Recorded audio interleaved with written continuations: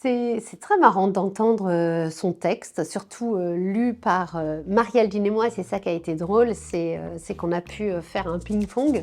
On voulait pas que ce soit que l'une ou l'autre qui le fasse. Ça a été écrit à 4 mains et ça a été enregistré à 2 voix et c'est très marrant.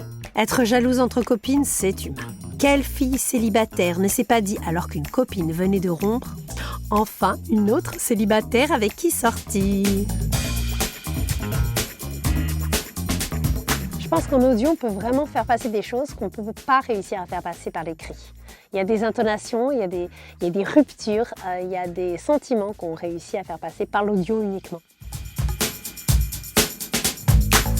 J'ai beaucoup aimé retrouver les anecdotes, qui en fait me font penser à des copines à moi. Parce que tout est quasiment du vécu. C'est beaucoup d'expérience, c'est le résultat de nombreux apéros entre copines. Et il y avait un côté un peu nostalgique là quand je l'ai écouté, comme si c'était une autre époque. C'était très touchant et très drôle. J'avoue qu'en enregistrant la version audio, j'ai rigolé plusieurs fois à notre propre bêtise et à notre propre humour et c'est très chouette de redécouvrir les livres comme ça. Avant un premier rendez-vous galant, il faut vous entendre au préalable avec une amie afin d'établir un plan d'action. Pour vous éclipser, il suffira que votre amie et complice vous appelle pendant le repas et que vous lui répondiez en simulant la surprise. « Allô ? Quoi ? Mais que faisait-il avec cette moissonneuse-batteuse ? J'arrive tout de suite !»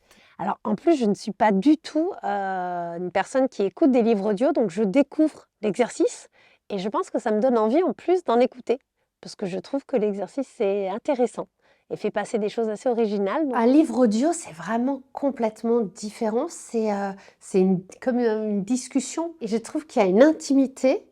C'est moi et la personne. J'ai cette impression, j'espère que les autres aussi, ou alors je suis vraiment très bizarre, que la personne ne le dit qu'à moi. Comme si personne d'autre n'avait écouté ce livre audio, c'est juste l'autrice ou l'auteur et moi.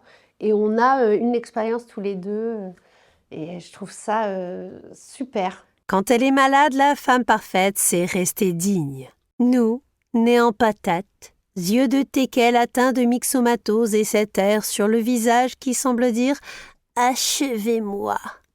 On est balade et ça se voit. J'espère qu'ils vont avoir l'impression d'avoir passé la soirée avec une copine qui leur a raconté plein de trucs, une copine un peu folle, qui raconterait toutes ces anecdotes de soirée, de jeunesse, toutes les choses qu'on se dit quand on est entre femmes.